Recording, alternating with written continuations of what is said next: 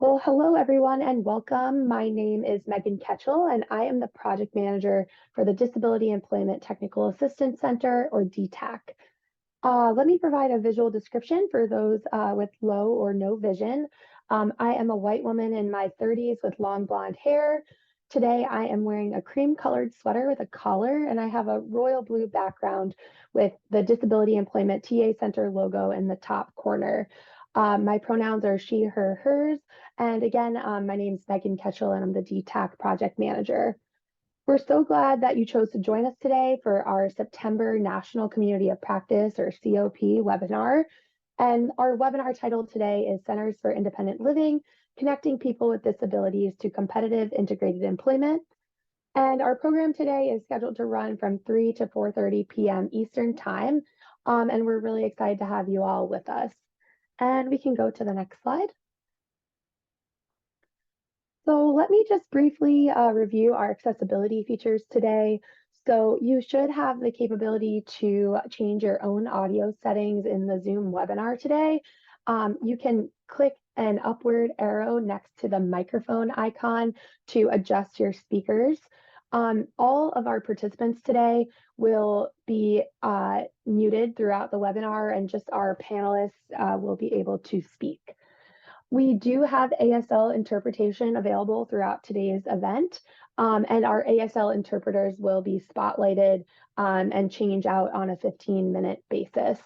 Please note that if we do pause, it may be because we are changing the ASL interpreters, and if at any point you're not able to see the ASL interpreter, we do ask that you let us know that through the Q&A pod, and so that we can troubleshoot that promptly.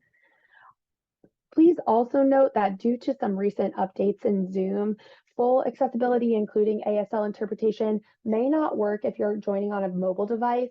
We do recommend that you join through a desktop or a laptop computer in order to see ASL interpreters along with the shared screen with the slides. You can also pin the speakers in your own Zoom window. So if you go to the list of the speaker names, you can click on their name and click pin in order to pin a certain speaker in your own personal view, in addition to the spotlighting that we do in the event. Finally, we have closed captioning available today with a live captioner, and you can click the Show Captions button at the bottom of your Zoom window in order to access the captioning. We also have Spanish machine translations available, and we will drop the link to that in the chat, and you can use the drop down on the page in order to change out to the Spanish machine translations. Next slide, please. We will have a live question and answer Q&A portion of this event later on, and we will use the Zoom Q&A pod for this. You should be able to pull up the Zoom Q&A pod at the bottom of your Zoom window by either clicking the Q&A button or going to More and selecting Q&A from the options. You can submit those questions through the Q&A pod, and if for any reason you're not able to access the Q&A pod, you can also email us at our DTAC email address, which is aodemploymentta@gmail.com, and we will drop that in the chat as well in case you need to access it. We will respond to questions as they are relevant for our speakers today and as time allows, but we may not be able to get to all questions. Just a heads up, and we'll do our best to address as many as we can. Next slide, please. All right, so here is our agenda for today's event. We just went over the welcome and our accessibility features. Next, we're going to talk about commemorating the 51st anniversary of the Rehabilitation Act, go over our speaker introductions, hear from our presenting organizations today, the National Council on Independent Living, NCIL, and the Association of Programs for Rural Independent Living, and April. And then we'll have a panel discussion on how CILs connect people with disabilities to competitive integrative employment. Then we'll have our Q&A session, and last but not least, close out with some resources that are published on our Disability Employment TA Center website. And we can go to the next slide. So before we begin the panel discussion and the much of the content for today's event, we do want to acknowledge that September 2024 marks the 51st anniversary of the Rehabilitation Act of 1973.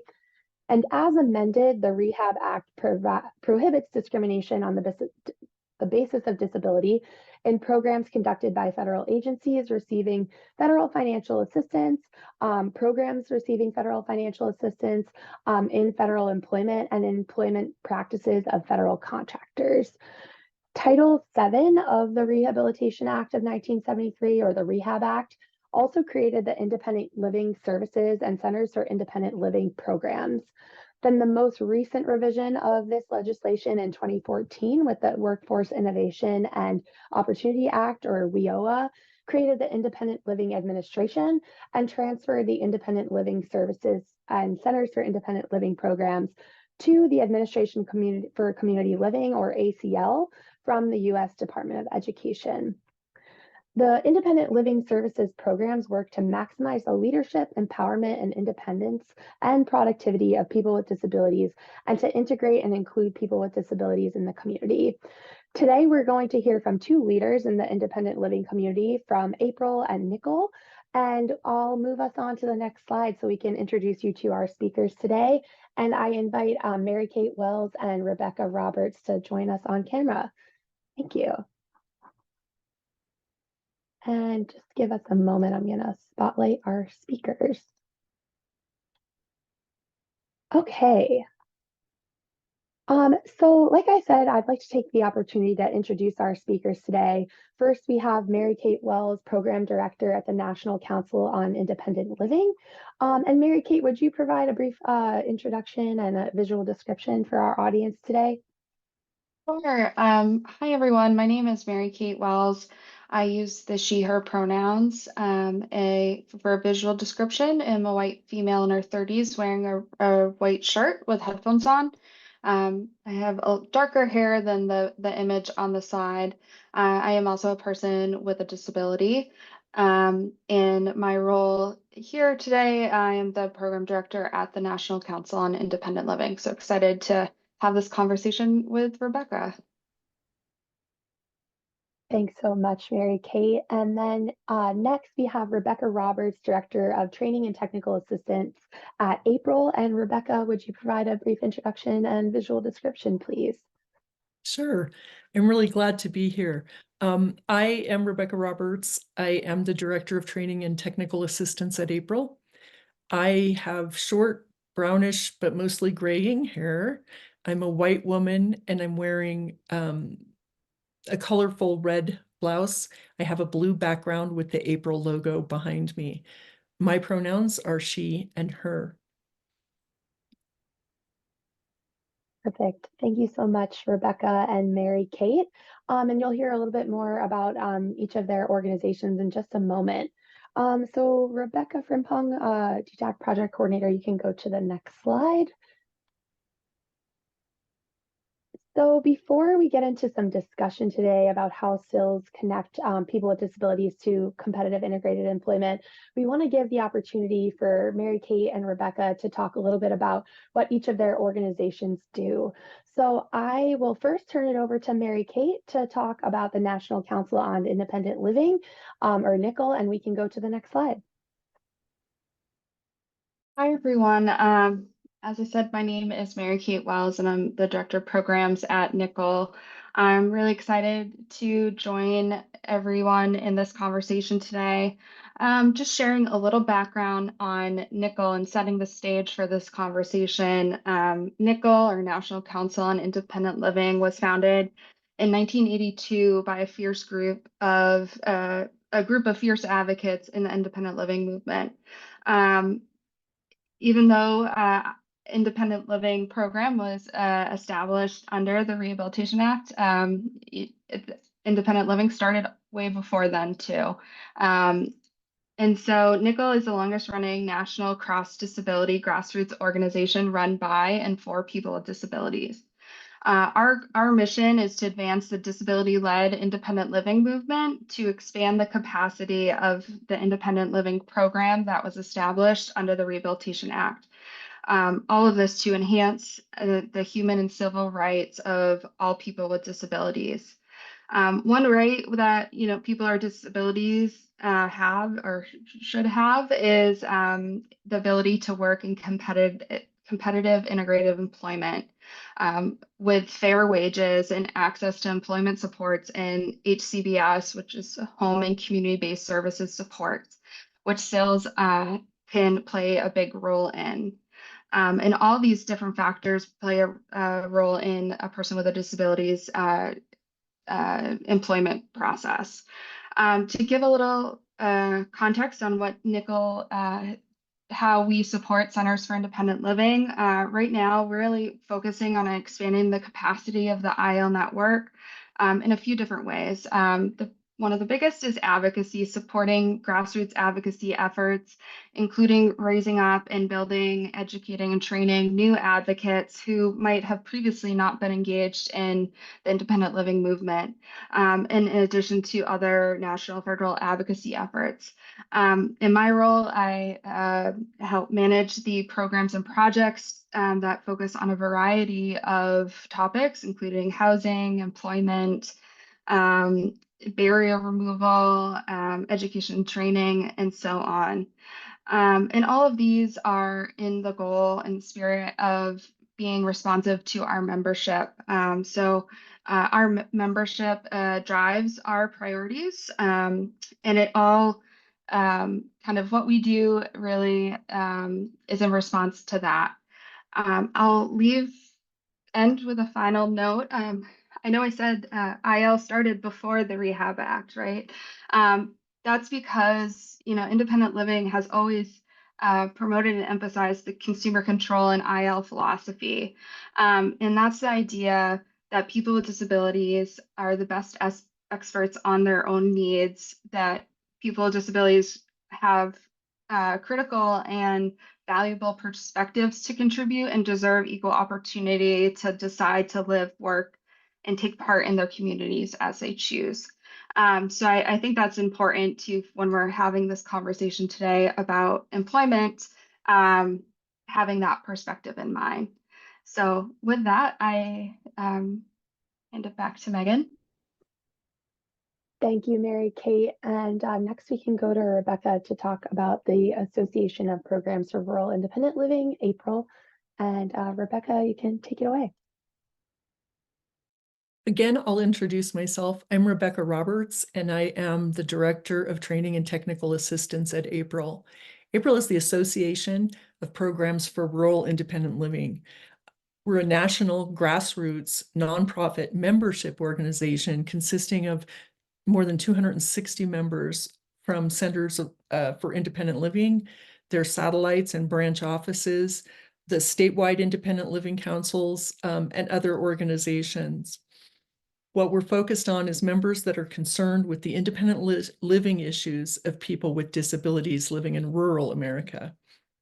It came about for us in 1986. There were 12 directors of relatively rural centers for independent living that were meeting in Houston, Texas. And in that discussion, it was realized that sometimes individuals with disabilities that live in rural areas faced increased barriers and access to the kinds of support that help people to live independently. Our mission as a national disability-led organization advances the equity of people with disabilities in rural communities through advocacy, collaboration, shared experience. We're really dedicated to the model of peer support, not only for individuals with disabilities, but peer support from CILs and silks across the country. We work to develop leaders and to help with peer support and training for people that come into the field, new executive directors, and CILs that just want to build programs. They can really benefit from what other CILs are doing. Our vision is much like NCIL, that's to build inclusive communities where every person with a disability thrives. We're committed to supporting the rural centers for independent living through partnerships and peer support. I will point out that when we say rural centers for independent living, many of our members, their main offices might be in quite urban areas, but because CILs serve multiple counties, even a lot of CILs that may be in urban areas are still covering rural counties and trying to meet the needs, the unique needs sometimes, of people that live in rural areas. So a key to that independence, just like Mary Kate said, is to be able to find competitive, integrated employment, to work for a fair wage for fair work, which can support people in living in their communities. So that's what we're here to talk about today, and I hope I can give you a little bit of the perspective of our member CILs. Thank you. Great. Thanks so much, Rebecca. All right, so now that you've had a brief introduction to April and Nicole today, we're going to move into our discussion portion of today's event. And we have a facilitated panel with Rebecca and Mary Kate. And we're excited to highlight how their work increases access to CIE nationally and how they collaborate with Centers for Independent Living in all geographical locations across the country to do so. Just for a note on our purpose today, so this webinar is intended for Centers for Independent Living, but is also applicable to other administration on disability stakeholders, as well as self-advocates and family members who are looking for additional resources to boost employment outcomes. So we're very excited to have Rebecca and Mary Kate here today, and we can go to the next slide so we can begin our discussion.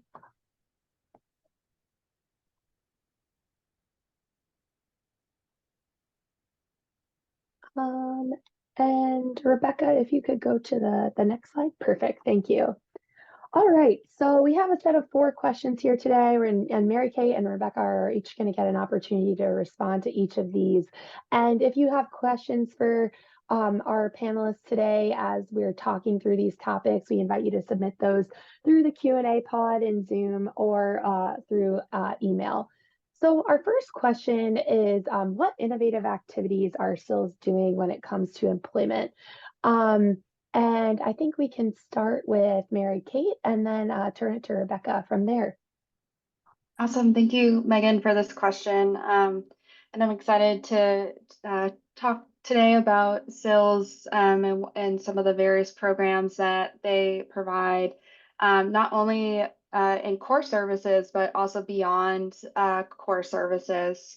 And really, when we're thinking about innovative practices and activities, it's really going to depend on the community and consumer priorities of the CIL.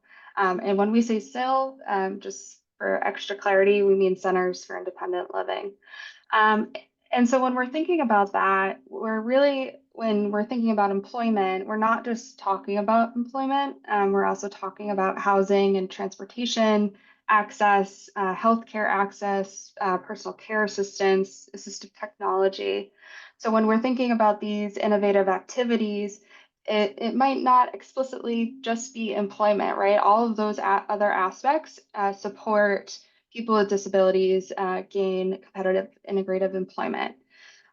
So I see a lot of CILs being innovative around the core services and really to support the person with a disability that has an employment goal.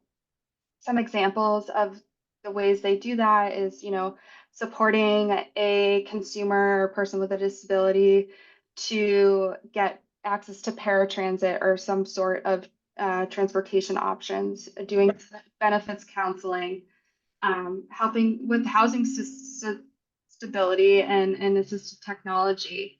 And I would like to add that, not all CILs have an employment-specific program, right? And some might not consider themselves to doing employment services, but there's so much that CILs are doing through the core services that I think it's really important to highlight. And I think this is a great opportunity as a network to have these conversations. What are CILs' role in employment, right? And just to wrap up, I think one of the very unique and kind of in my mind, the light bulb of what CILs can do for employment is advocacy, employment advocacy and disability advocacy. That's a core service of ours, right? And that can look like education for employers and community education. It can be ADA assessments. It can be advocating for competitive integrative employment in their state legislation. It can be equal wages or accommodation requests. So just to put that kind of in perspective, and I think Rebecca's going to provide some more specific examples, but when we're thinking of CILs and what they can do, those are some really key areas that I think we should highlight. Thanks, Mary Kate. I first off want to start by building on what you said about the core services. So much of the work that's being done around employment actually follows under those core services, which are providing information and referral, skills training, which might include, in this case, anything from resumes to using technology. Peer support is really important in gaining employment. And of course, there's the transition services and advocacy. A lot of times the people that we're working to help gain competitive integrated employment are transitioning from one stage of life or another, and we'll talk a little bit about that. So what are some of the really innovative things that I kind of thought of when we were asked this question? The first thing I think is really the innovative ways in which CILs are preparing and supporting individuals who will be in the workforce across the lifespan. It's important to begin talking. Several CILs were talking to me about trying to get into the schools as early as they could, or even working with families as kids with disabilities are coming up through the school district. So even pre-transitional services, because the idea there is that if somebody comes out of that transition age, they change, all kinds of benefit programs, they maybe change their living situation. If somebody doesn't work or gain some experience during that valuable time, it's that much harder for them to enter the workforce later without work experience. So a couple of ways that CILs do this, I want to just highlight and bring up a few things. One is Project Search. Project Search, many CILs are doing all kinds of transition programming with youth that are 18 to 22 years of age. Project Search is a particular program that's a collaboration between CILs, schools, and employer organizations. Often it's things like hospitals or hotels in communities. And what they get is they get work experience. They get to try out different jobs at that organization. They get skills training with a person that's on site and working with them a few hours every day. And then they get to work with the CILs to develop things like advocacy skills and talk about those things like asking for accommodation and all of the sorts of things that CILs do. I want to tell you one story that was really meaningful when I was talking to some CILs about this.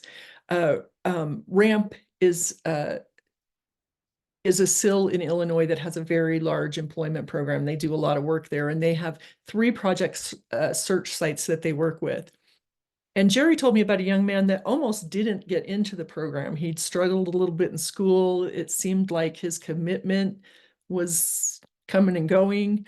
But he did get into the program. The CIL really represented him. And once he got in there, he worked really, really hard. He lived in a less than stable home situation about 20 miles away from the project search site. And he was doing really well until his parents kicked him out of the house. And he didn't have transportation. He lived 20 miles away. He was unhoused at that time. And so it looked like he was not going to be successful in the program. But the CIL RAMP, they helped him arrange housing with some natural supports. They helped him get his driver's license so that he could drive the 20 miles. And he ended up successfully completing the program. And not only did he successfully complete a program, he was working at Embassy Suites. They offered him a full-time position. he declined to take that and applied for, I think he took it maybe for a little bit, but he applied for a job as a maintenance person for the school district, and is doing very well in employment. He's been there quite a while. And Jerry told me he likes to come back and talk to the Project Search kids, right? He's very dedicated to how the CIL helped him make that important transition in his life. And I want to share a few of those personal stories just because I think it really highlights the amount of involvement in the CIL. They don't just provide one service, right? Mary Kate mentioned that the idea of consumer control, right? And it being people, CILs are people with disabilities, working with people with disabilities, and they have to work in unique ways with people who have unique skills, unique goals, unique barriers. And so CILs have to embrace all of that as well as the general services that they provide. And it's not just transition at the beginning of a person's work life. I was also told a story by another CIL about a gentleman who acquired a disability at 60, and Voc Rehab was going to work with him, and they were offering him all these projects, retraining. We'll send you to college. We'll do this and that. But he did not want to learn technology. Like he was dead set. I use a flip phone. I am not going to use a smartphone. I'm not going to learn anything with technology. Well, the CIL worked with him and found out where his skills really lay were with people, right? He had these great communication skills. He was very good at working with people, and he enjoyed it. And so he didn't originally see that as an employment skill, but with the support of the CIL, Jerry found a job at an arena, an entertainment venue. And it didn't require any technology. It requires some other supports, but the CIL staff there told me what they like to think about is it's not just helping somebody find a job, it's about helping somebody find the right job. And I think CILs with that consumer control are uniquely qualified to really work at that level. A few other things that I just want to highlight. Mary Kate mentioned benefits counseling. It's really important when CILs provide information to help people make informed decisions about employment. And benefits counseling is an important part of that. The Colorado CIL in their state plan for independent living actually included benefits counseling because they'd like to see it in all of their CILs. They feel like they want to break down that false perception that people with disabilities who go to work immediately lose all their benefits. Like that's a pretty scary leap if that were the case. So when we have benefits counseling, it helps them to know they can work up to the limits on Social Security. They can learn about programs like Ticket to Work, which helps people with disabilities move toward financial independence while they still have a safety net with their benefits. And also learning more about accommodations is important. So we can work with sites like the Job Accommodation Network. Two individuals with the same disability do not necessarily need the same accommodation. Accommodation is unique to people, and CILs can help individuals identify what best works with them. I'm seeing I have a note here. A note from Megan, she said the Disability Employment TA Center June webinar focused on ensuring equal access to benefits counseling and debunking myths about working and loss of benefits. And there's going to be a link where you can check out that recording and check out the slides posted in the chat, right, Megan, in the chat? Yes, Rebecca, you mentioned Colorado, and actually we had the program manager, a disability employment first collaboration manager, and a program coordinator from the Colorado Center for Independent Living office in the division of VR present on that event. So I thought that was a timely and relevant link to share, and encourage people to check it out after the event with the recording from that June webinar, as well as the slides and some resources that were shared. Yeah. So a few other examples I wanted to share. I think CILs really excel sometimes in creating employment opportunities where none existed. It's really important. A lot of times people with disabilities have the skills that they need to get employment, but they may not have things that employers are looking for, like work history. And so creating employment opportunities and work experiences can be really helpful. And I wanted to share an example of New Vistas in New Mexico. Many years ago, before the 1990s, New Vista had a sheltered workshop to employ people with disabilities. And in the 1990s, of course, they decided that that was not the way to go, and they got rid of that. But in their area, there were not very many opportunities for people to gain any work experience. And so in more recent years, they came up with the idea of bringing back some work that could gain support. And so they created a micro business, and they integrated it within the CIL. It pays a living wage.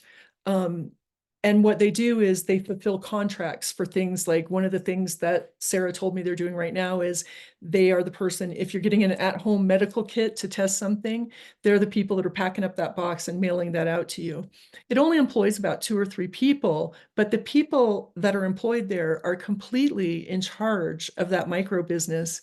And they move through that business to gain experience that they can then take and transfer out to employment within their communities. And it's been a pretty successful program. So I'm just trying to highlight some of the creative ways, right, that CILs are doing this work. Many CILs have internship programs, and I've heard of CILs providing really specialized training, a group of youth that wanted to become DJs. And so they got somebody in there to do some DJ training, safe serve classes so people can serve alcohol, driver's education, even CPR classes for people that want to work maybe as caregivers. And so there's a lot of alternatives for different CILs. And the last thing I want to highlight, I know I'm taking a lot of time on this, but I just feel like there's such excellent examples. The last thing I want to highlight is that CILs are really recognizing and addressing basic needs that must be met before we can attain and maintain employment. The fifth core service of CILs that was given to us a little later was transition. And for a long time, we approached that thinking of transition as what CILs originally did, which was helping people get out of nursing homes or institutions, right, into the community. But the ACL has expanded that idea of transition. And now we're not just referring to youth transition, and we're not just referring to transitioning people out of nursing homes, but transitioning people out of mental health facilities, correctional facilities, rehab centers, shelters, or from homelessness. These are really important areas of transition. And these may be some situations that make it particularly hard to gain competitive integrated employment. You know, if you've come out of a correctional facility or you don't have a home, so you don't have contact information, those are some barriers that are created by that. I want to give an example of Eastern Oregon Center for Independence. They provide the regular things like job search, resume, application assistance. And I don't want to act like those things aren't important, but I'm just trying to show how deep it goes. They also allow job seekers to use the CIL's address and phone number for contact. They have a clothing closet. They have showers. They have behavioral health counseling available to job seekers, peer counseling. So all of these extra things to support that transition to work. Because of course, without an address and without proper clothing and with no place to take a shower, it's very difficult to enter that employment arena. So these are just some examples of some of the innovative things that I noticed when looking across our CILs, you know, that I saw going on. And these CILs aren't the only people doing this, right? But I thought they were good examples of what we're talking about CILs can do. Thank you. Thanks, Rebecca. All right, well, I think we can move on to our second question here, which is what types of partnerships are CILs developing to build their capacity to support people with disabilities with employment? And we'll go back to Mary Kate and then to Rebecca. Awesome. Yeah, and before jumping into this, Rebecca mentioned RAMP still in Illinois, so I'm going to ask our co-facilitators in the chat that last year's Rehab Act, that we had the opportunity to speak with RAMP, so you can hear a little bit more about their programming that Rebecca mentioned. In terms of partnerships, so you might hear me say this a few times, but it depends, right? What type of partnerships does your CIL need to develop or can develop? It depends on your consumers and community. I used to work at the Boston Center for Independent Living, and our community, especially in employment and youth, were needed partnerships with different cultural centers and Spanish language interpreters and those type of partnerships that you might not immediately think as employment specific partnerships, but those are all that was very specific to the community we served. So I will just highlight a few kind of traditional partnerships that you might first think of, right? You have your educational systems, your school systems, which Rebecca said, yep, it's challenging. I used to be the youth service manager, and getting into schools, you have to be very consistent, patient, and persistent. Those are my kind of philosophy. Workforce development agencies, American Job Centers, other local level or county level workforce development partnerships, apprenticeship programs and entrepreneurship programs. Also, when we're thinking, because I think we're trying to communicate the message that it's more than just employment, right? These partnerships and programs. So who are your transportation providers? What is your mentoring either at your CIL or any disability other disability organizations, getting partnerships and those connections with them. And then too, I think it's important to, if you don't already have a relationship with some of the social service agencies in your immediate community in your state, getting really familiar with those and those systems, right? So an example, Department of Rehab or vocational rehab, your benefits counseling, your SNAP or food assistance programs, right? And all of those departments, right, have local offices. So getting familiar with where those local offices are, those connections. I saw someone in the chat message was like, what if they don't know about benefits counseling? Sometimes it's the CILs are educating our partners, right?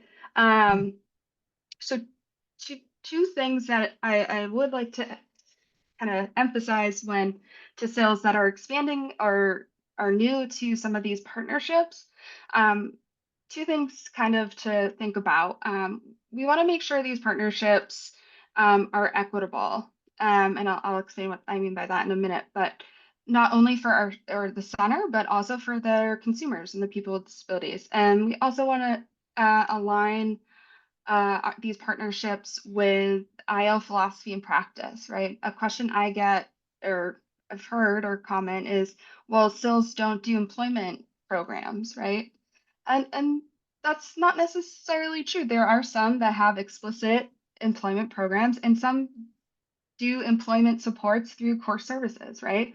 But I think the key thing there is thinking of alignment with IL philosophy and practice. So equitable partnerships is really important in your local communities. CILs are experts and should be compensated adequately for, if you're doing a training for another organization. Historically, a lot of partnerships in this space haven't been equitable due to CILs, due to kind of the systems that we live in.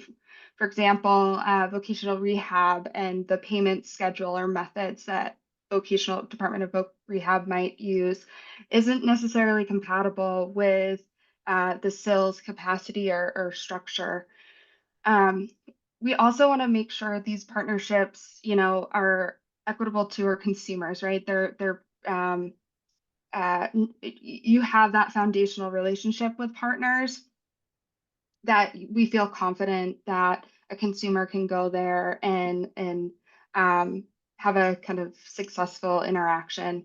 And then also want to ensure that these partnerships align with IL philosophy and practice. I am going to plug next week, the ILNet has a training on IL philosophy and practice that we're going to dive more into those partnerships. So I'd highly encourage folks to check that out. But within these partnerships, really, it's a two-way relationship, right?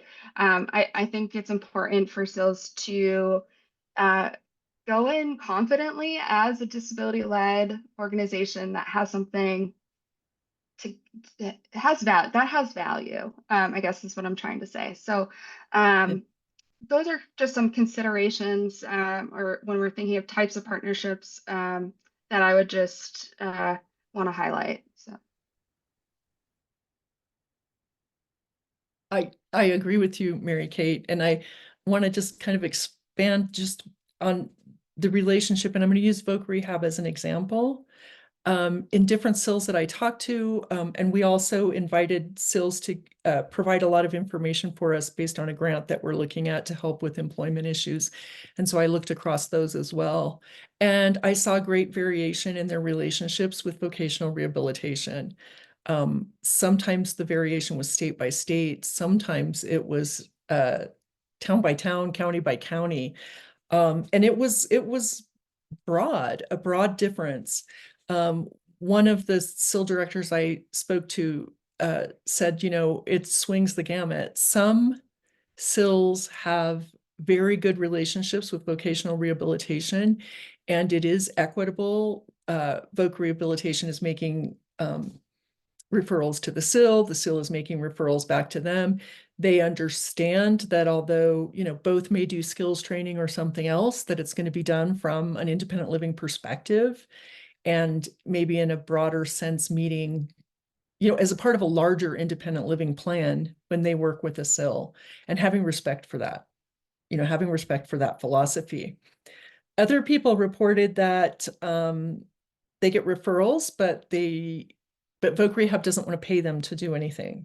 And some people reported that Voc Rehab has such strict requirements about the way they provide services if they're referred from Voc Rehab that it really pushes the line of whether that is the independent living philosophy. And I did hear that, we want to work with Voc Rehab. I heard that about transition in schools.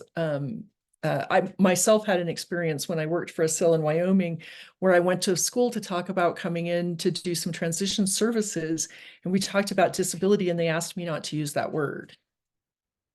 And I was like, no, we're going to use that word. Like, these kids know they have a disability.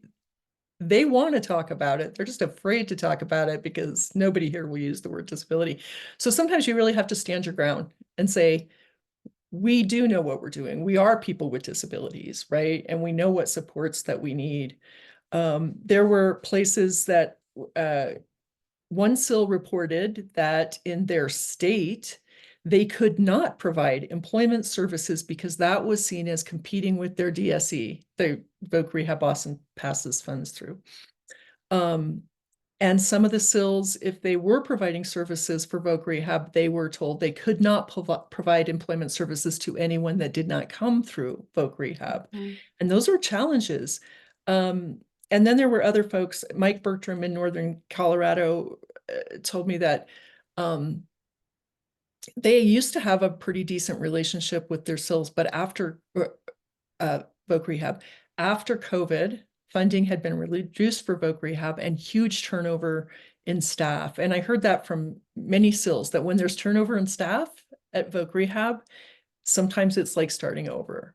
So I'm not trying to slam Voc Rehab. Sometimes it is an amazingly valuable partnership when we're talking about employee.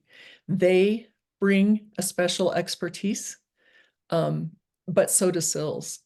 And so I think that by maybe working together as CILs, attending this, like Mary Kate is talking about, learning to make equitable fee-for-service arrangements in which we don't give up control of the types of supports that we can offer and the philosophy by which we do it, I think is really important. We mentioned educational institutions, some of the regular things that we do. I would also encourage you to partner, look around. Organizations like Project Search that I already mentioned can be really valuable partners. And also the disability research institutes. which are funded organizations that work with CILs to provide services, and they come up with programs they work with disability community members across the country to shape a research agenda and develop evidence-based solutions. So they have a lot of programs, they have employment toolkits that are tested, right? We don't have to reinvent the wheel. We can reach out to community partners, but also to partners that work with CILs to develop good programming, like Nickel and April. And DETAC, I'll just throw that out there. But these are kinds of relationships I think we can develop as well.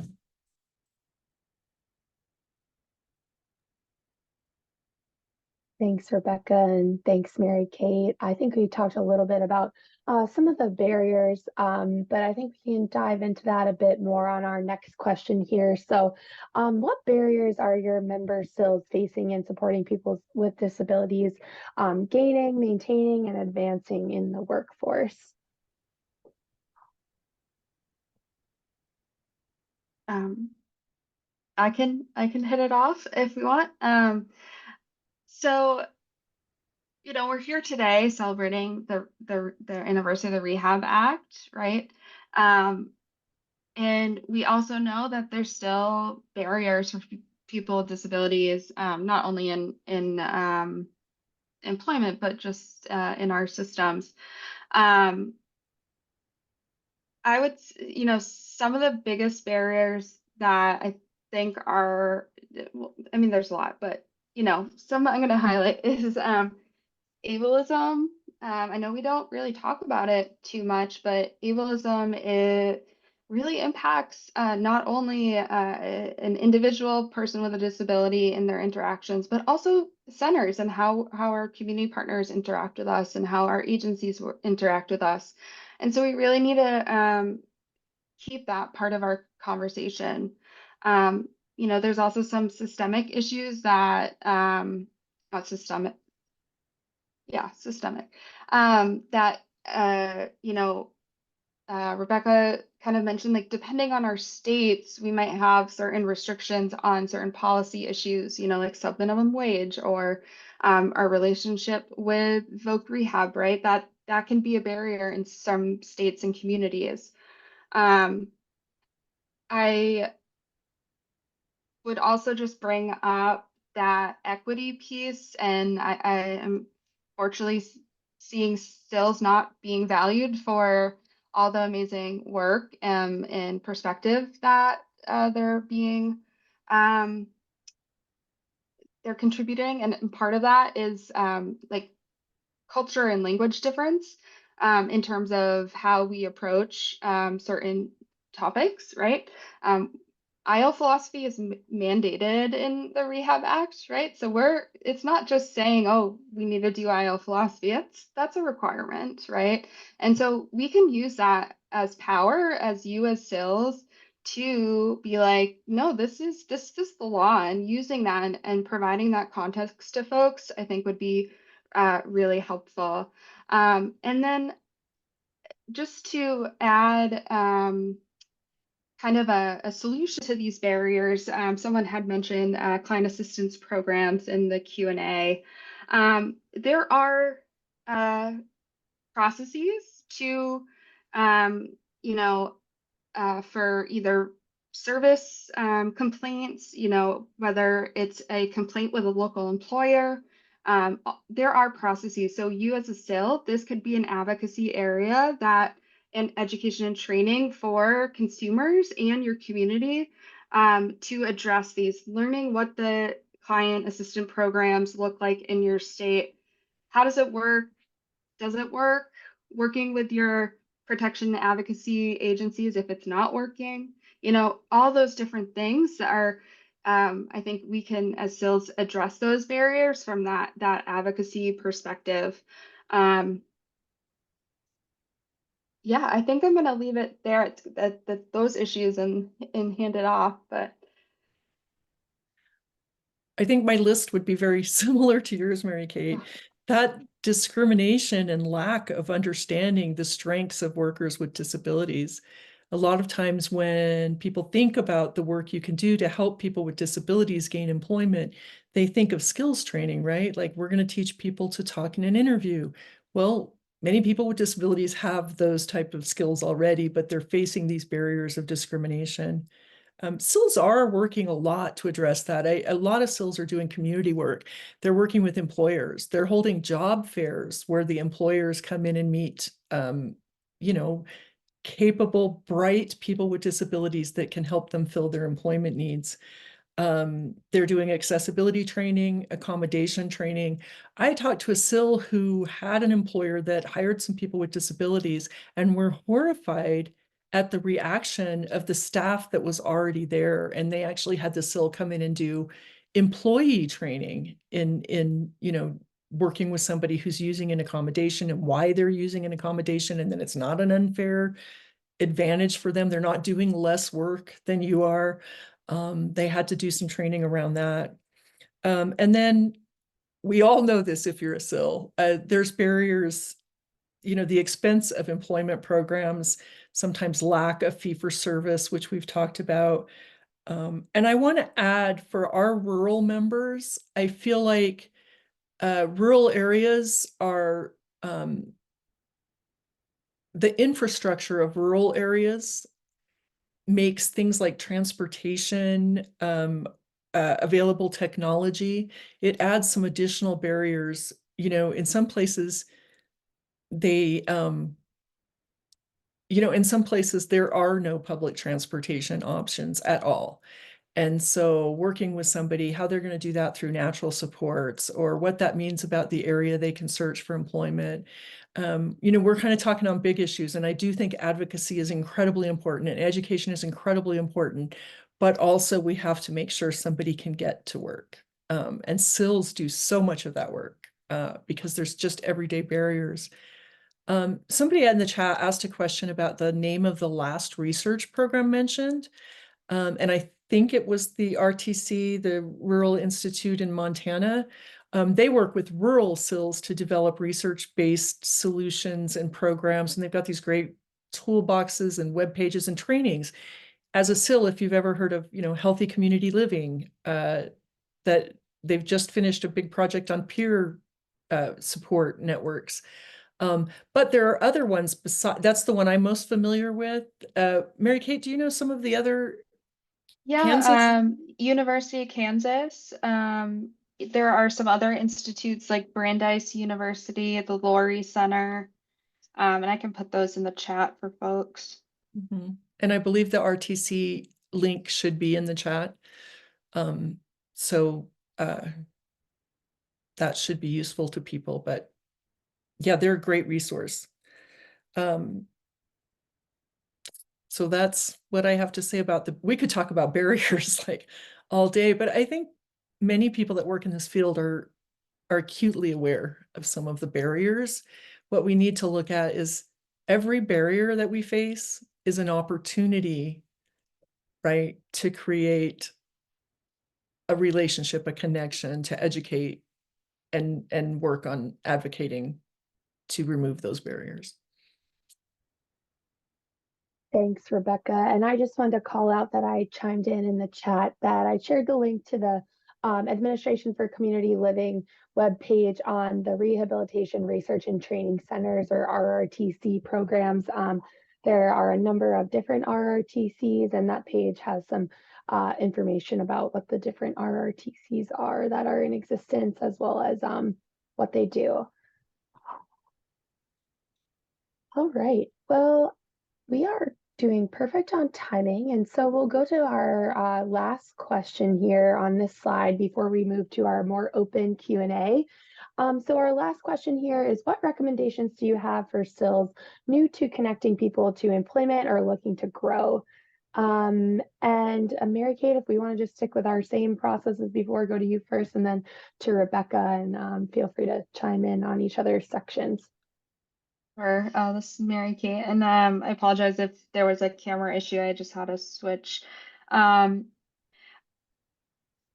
Recommendations for new or expanding. Again, be responsive to your community and consumers. I know that's a broken record now, but that's where the focus is. And some questions to ask, is what is there in terms of community resources? What isn't there? What is your capacity at your center to engage with the different partners?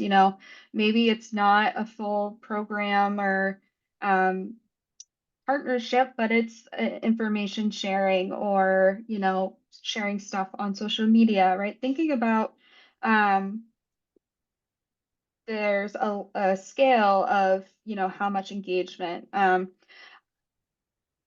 would also look within your CIL and your CIL practices, employment practices. So if we're thinking of supporting consumers, people with disabilities, gain, maintain, and advance in the workforce, we also want to be models, and ensuring that you as a CIL have the resources within, in terms of employment policies. Are your accommodation policies working? How do you have those conversations within your CIL to really help support that peer conversation piece? And then lastly, I would say, and I think Rebecca probably will echo this, is we want this conversation to keep going. And, IL is built on peer support and our peer network.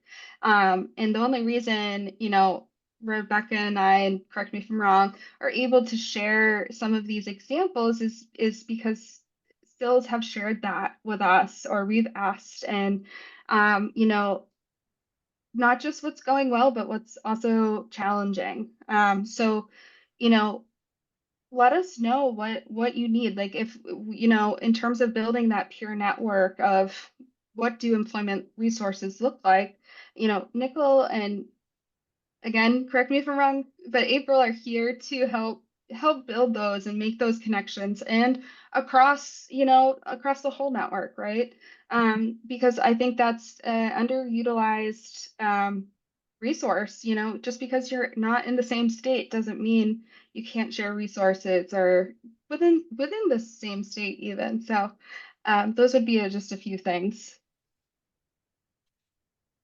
Just to connect with what you were just saying, I mean, CILs were founded on a peer support model, and we talk to our consumers and set up situations for peer support for them, which we should, but we can take advantage of that too.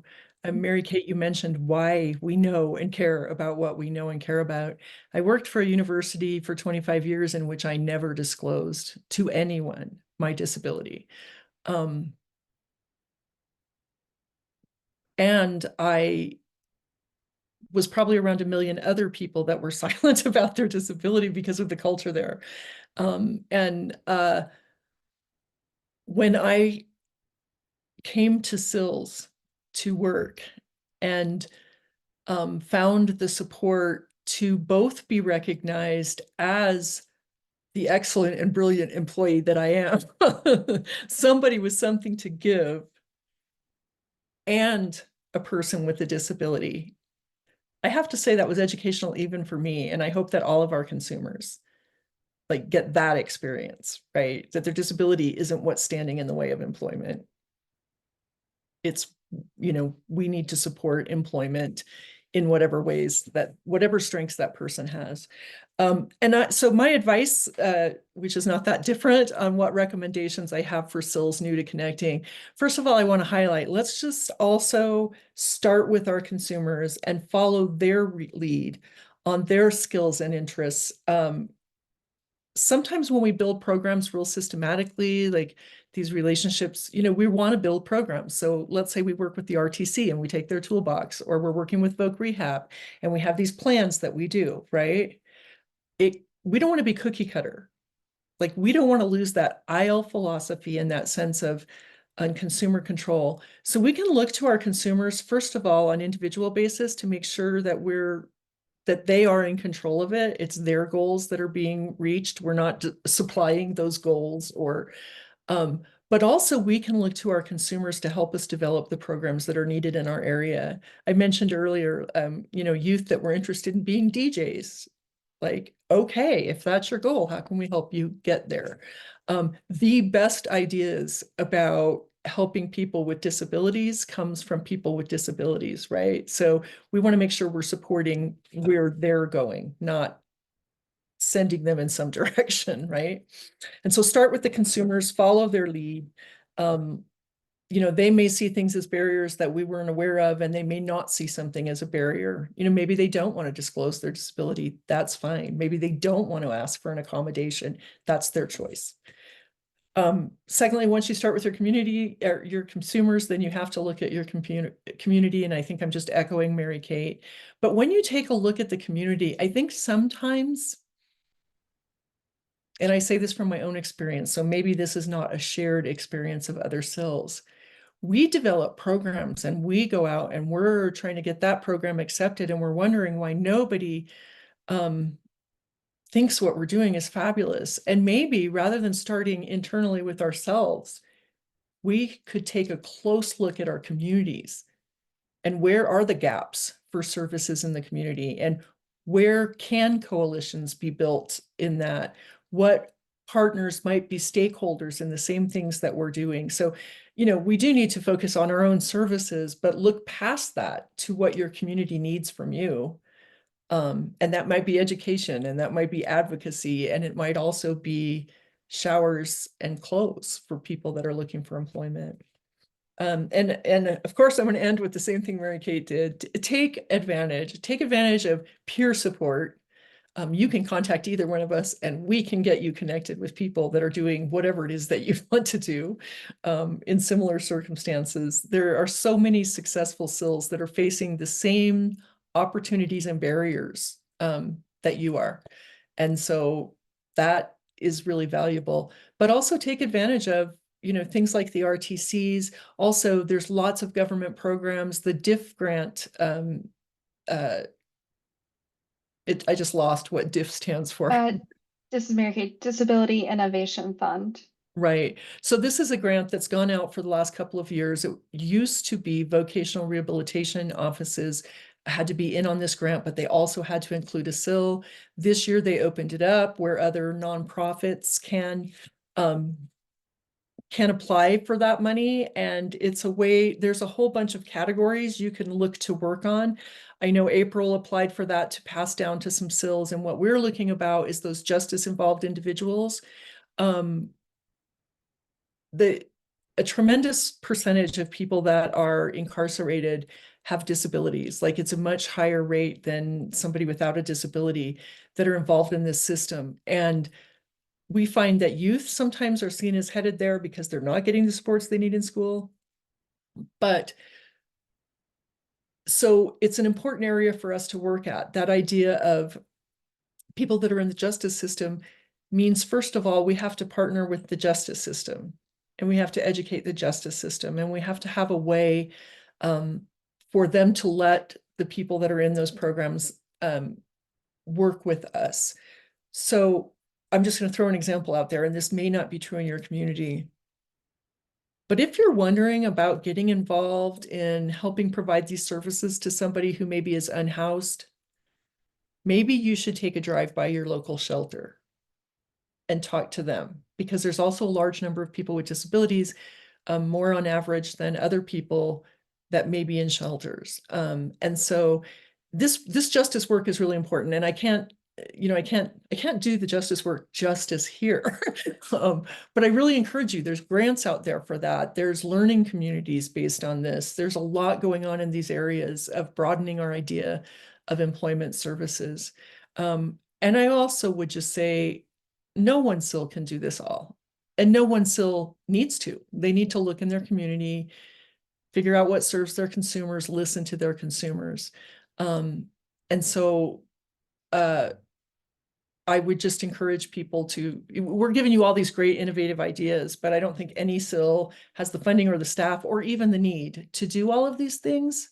But hopefully they'll inspire you to be creative in finding resources, building partnerships, and serving people that are just trying to gain some competitive, integrated employment. That's my spiel on recommendations. Mary Kate, I think there's a a question addressed about the Rehabilitation Act that maybe you could answer for us. Yeah, Megan, is that good if I go there? Do you want to transition into Q&A?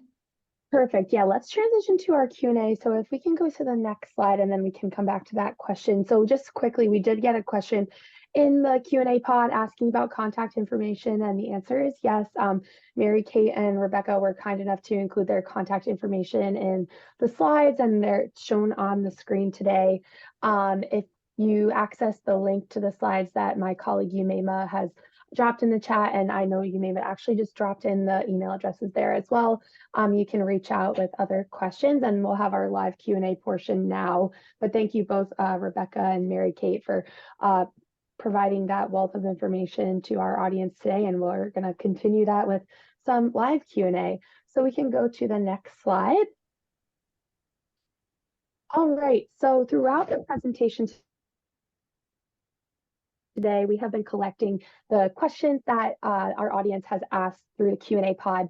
And so what we're going to do is go through those questions that are relevant to our speakers today and that we have time for, and answer some of those questions. And why don't we start off with this first question, and I'll just repeat the question, and then Mary Kate, I'll turn it over to you to answer. So we had a question that I am happily surprised to hear that independent living philosophy is mandated in the Rehabilitation Act. Is there a certain place within the Act that states this explicitly, or is it more seen throughout the whole spirit of the law? And Mary Kate, I'll turn it over to you to address that. Sure.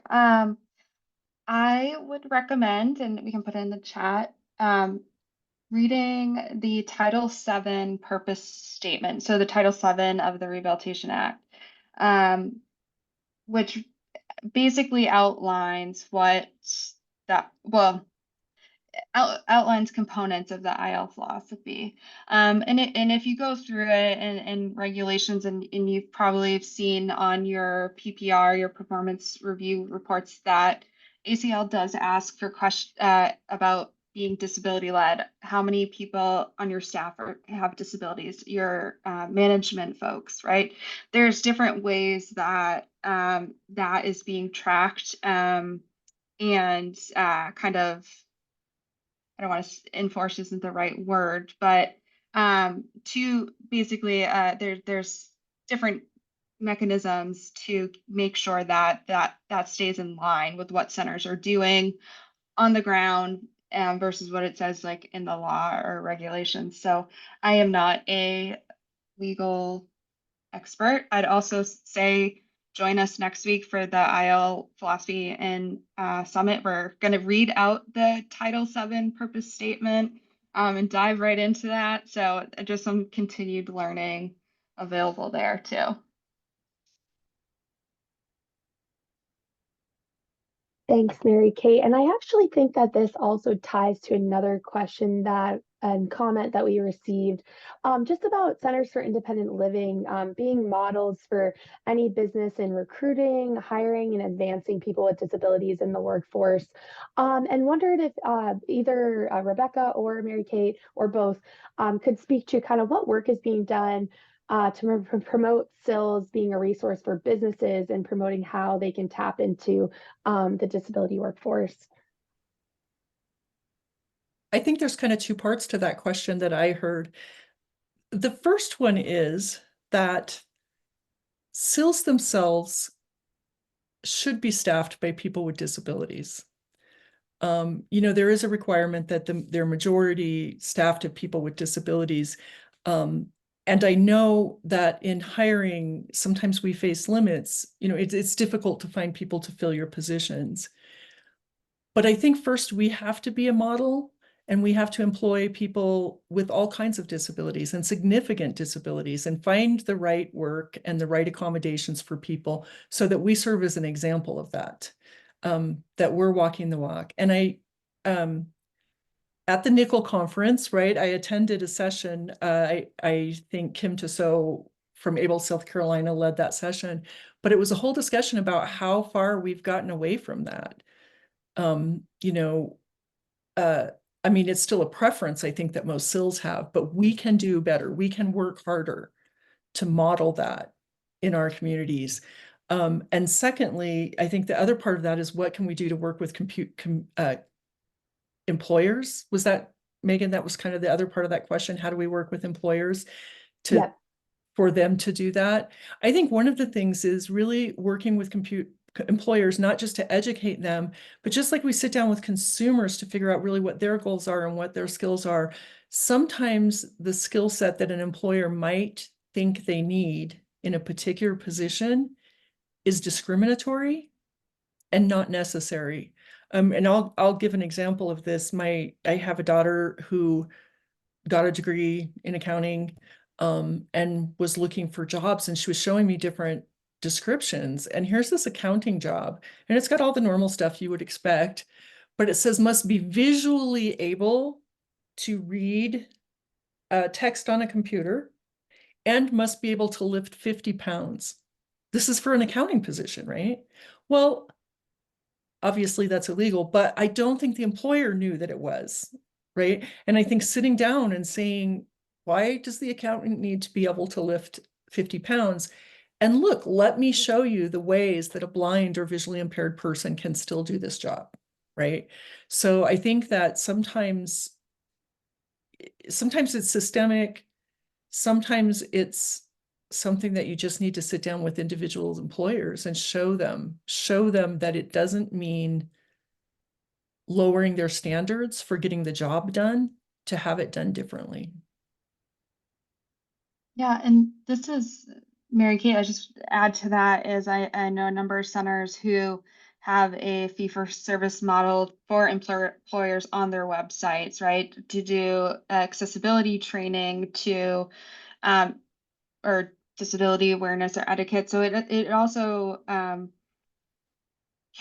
you're thinking about that, can be a resource development for your CIL, right? Where the experts we should get paid for what info we're sharing, right? And then it's also resource development, another stream of resources. So I can try to find my mind's blanking right now, but just wanted to add that. Thank you both for speaking to that. Let me see what else we've gotten in the Q&A pod to address. And we have a couple more minutes for questions before I start to go over resources. Yes. I saw a question that I wanted to respond to, if that's okay. Sure. Yeah, for sure. If you could just repeat kind of Yep. the question. Thank you. Someone said, do CILs address the neurodiverse community? How can I find out about CILs in New Jersey that have expertise in working with the neurodiverse population? I wanted to pull this out because I think this is an area of growth for centers in the IL network, is that working with folks with intellectual and developmental disabilities as well as other neurodiverse folks.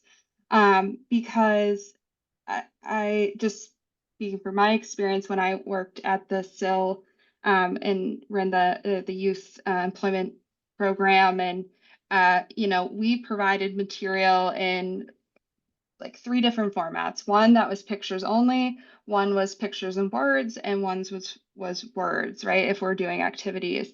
That I learned was a little bit unique from other CILs in the country that don't have that experience. Providing those supports to folks. And this is especially important, I think, in this employment space because it's something I would challenge, CILs in our network to kind of think about this a little bit more, and how can we support truly cross disability and not leaving out folks with mental health disabilities or neurodivergent disabilities. And so I just wanted to, that question popped out at me. In the question, they asked about where they could find resources for that. Oh, yes. And if you that's something we probably could help you with if we get that by email, or we can take that question and respond to you later. But I think off the top of my head, I can't give a specific resource. I've seen a couple of questions that I'd like to address. And one of them is transportation. Somebody just asked about that. It's a huge barrier. In some senses, that's how April joined together as a peer support for people with rural CILs. But one of the first grants we got was to deal with transportation and help create transportation programs. And so in many states, those transportation programs have been developed differently, but the best models of that offer people a lot of different ways. So, for example, in Wyoming, our transportation program is called the Transportation Check Program, and it is funded. It's federally funded program. But we found that most of the models were originally paying for things like public transportation, buses, and Wyoming is an incredibly rural state, and there might be 5 cities here with bus systems. And even those are, I live on the north side of my town. No buses come to the north side of my town.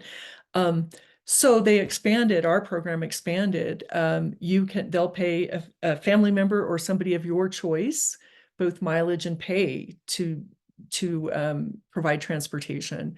In some situations, they'll pay for Uber. And what I really like about these programs is they're not just limited to, if you have a doctor's appointment and you need to get there. They sit down and they determine, like, what is the life you want to live and what are the transportation needs that are in that, and how can we create a budget for you that gets you where you want to go. I realize that these programs differ from state to state, but in many states, these programs are run through the Centers for Independent Living. And I can only think of what it's called in Wyoming, and I'm having a little trouble coming up with the federal program, but I can answer that question later. And so that is, somebody says in rural Vermont, even when we set up rides, they don't always follow through. And so they wanted to know what kind of brainstorming is happening in other states to try to break down the barrier. In Wyoming, in some of our more rural areas, there are some more dependable drivers that have worked for, particular individuals. And so they have shared with their peers, like we have drivers that work for 2 or 3 different people, providing transportation, which makes it more doable for the person providing it, because it's really hard to work something that might be 6 hours a week, right? But if they're pooling those resources, that can be help. And I honestly have to tell you, in every rural area, it's a struggle. And if I had a magic answer for that one, I would be very glad to share it. I think that's a place where much more advocacy can be done. I know that the only transportation in a lot of rural areas in Wyoming is the senior bus. And it's so limited that sometimes that's only for seniors or people with disabilities who are going to doctor's appointments. And we need to think a little bit differently about independent living, and our systems for transportation. Awesome. And Rebecca, too, I think the rural transportation pilot program, there might be some, the Disability and Aging Transportation Technical Assistance Center. There's so many technical assistance centers. So I wanted to kind of follow up and tie something to this, Rebecca. There was a question, how does CILs work with agencies who, through Medicaid waiver programs, provide employment supports? Do you collaborate with these agencies? I think it's important to highlight this because it's a trend that's going to come up more and more about CILs engaging in Medicaid waiver programs and managed care organization, MCOs, and what that looks like. Another big part of push across the country is including employment and housing in those Medicaid waiver programs. And Rebecca, I'm not sure if this is what you're talking about, but through some of those waiver programs, you can also do transportation is available. So I would I would check out ACL, some of ACL's recent posts on some of the new CMS fee schedules, these healthcare contracting, that type of stuff, to see kind of what that looks like for a CIL. And it's a new avenue, but I'd be curious to hear from folks, follow up if that's something you have a program on. So I would add, I think the Social Security programs like Pass and Ticket to Work. Mhm. I am not familiar with anybody that's utilized it, but in their description, they say that there's a transportation feature of those as well. So, yeah. So I'm not familiar, but it's something we're going to look. So Stephanie Jackson posted some centers for independent living in New Jersey that support neurodiverse individuals, and in the chat, in the quick Q&A. So that would be a resource maybe worth sharing in the chat. Yep, So we will get that reposted, and thank you, Stephanie, for chiming in with that. All right, thanks, Yumema, you beat me to it. All right, we have a couple more minutes for Q&A. So I was just going to speak to, there's a question about self-employment resources, and that is something that the Disability Employment TA Center has done a couple of webinars and a brief on, and the U.S.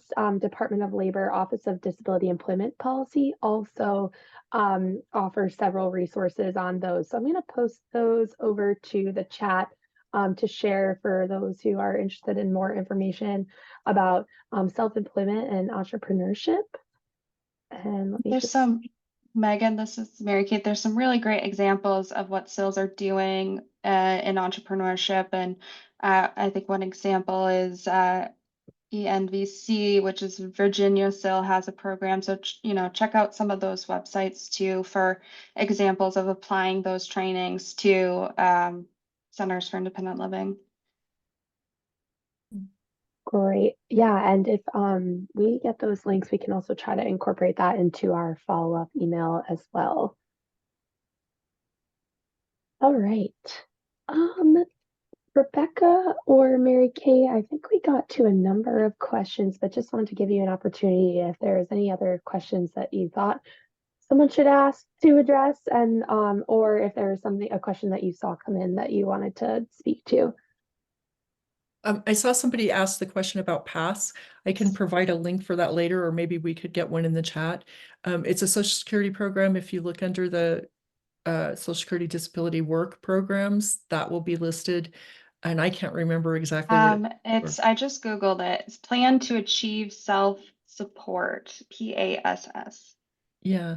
And Christine posted that every state has a Pass cadre who helps people write Pass plans and figure out transportation costs. So apparently every state has somebody that does that work. And to provide a CIL example, and I know I'm using a few personal examples, but at the Boston CIL, we had one of our independent living skills trainer who worked with a lot of the VOC, helped consumers write their Pass plans, and so it is something also that CILs are doing.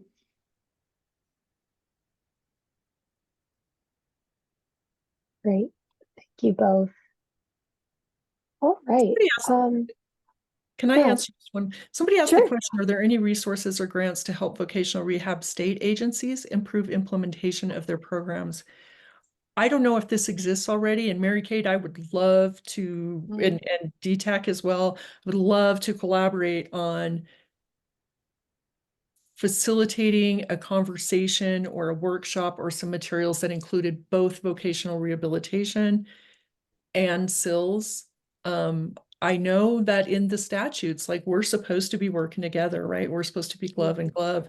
And I think that in so many places, there's a big disconnect that I think a lot of work needs to be done there, both advocacy and just getting people talking.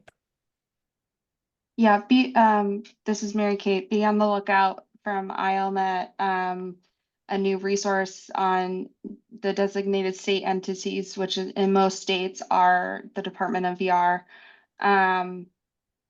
And I had something else, but it escaped my brain. So, in the spill. Also think of next spill. I know we just ended our statewide plan for independent living. Kind of putting some stuff in there on engaging in collaboration with your VR might be a good option. Great, thank you both. I think that brings us to the end of our Q&A for today. And we'll follow up with some of these resources that we shared in the chat. Actually, sorry, I lied. There's one more I just wanted to call out. We got a couple of questions about resources for job accommodations and job coaches, and I was wondering if Rebecca or Mary Kate could just speak to some resources that would be available around that. Yeah, I think the best resource for job accommodation is Jan, the job and I think I gave that information with the link, but it's the Job Accommodation Network.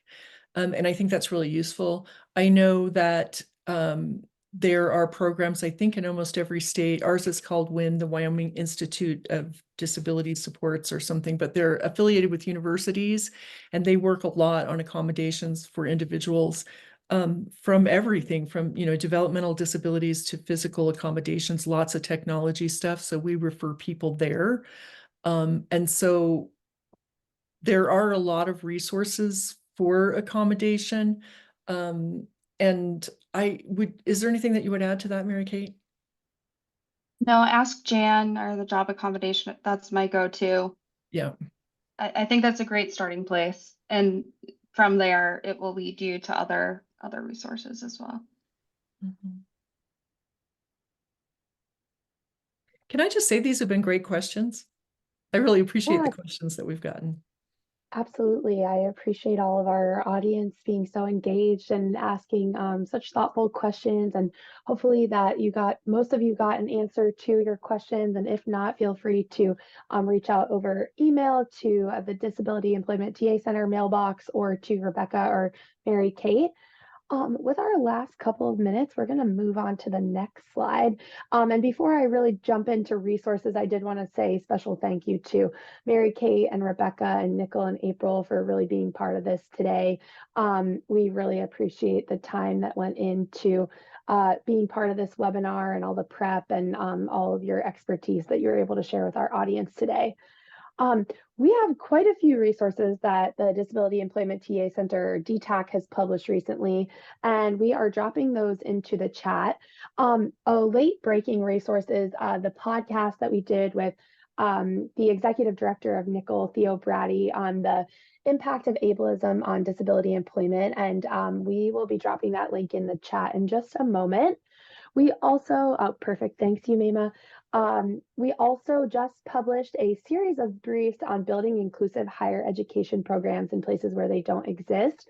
And in this series, we interviewed a number of parent leaders who have been involved in starting inclusive higher education programs across the country in different types of communities. So we really encourage you to check that resource out on our website as well.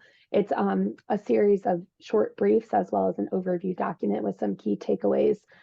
And then last but not least, over the summer, we held a Results and Innovation in Systems Excellence, or RISE, peer e-learning community with the Center for Independent Living, Able, South Carolina, focused on the past, present, and future of centers for independent living, facilitating pre-employment transition services, or pre-ETS. And what we did after that community is publish a one-pager with the recordings for each of those sessions, as well as some of the key takeaways and next steps that CILs are doing based on their participation in that community. And now this is a resource available to all of you if you'd like to check that out, and that we dropped the link to in the chat as well. And we can go to the next slide. Not to be missed, October is National Disability Employment Awareness Month, and the theme is access to good jobs for all. We are going to host a webinar on Tuesday, October 8th at 3:00 p.m. on the role of American Job Centers in promoting access to good jobs for all, and we'll be featuring some speakers from several job centers across the country. So we hope you can join us for our next webinar, and we'll drop that registration link in the chat. And last but not least, I know we are at time, and we can skip over this slide. Go to the next one, to the survey, please. Ooh, and Rebecca, we can go to the next slide. Thanks. Last but not least, just want to ask that you take a few minutes to share your experience with our webinar today. This should also pop up as you're exiting the event, but we really do value your feedback, and we use this information to inform future events and resources and technical assistance that we offer. So thank you again for your participation today, and please take a moment to provide feedback. And this will conclude our event for September, and we hope to see you on October 8th.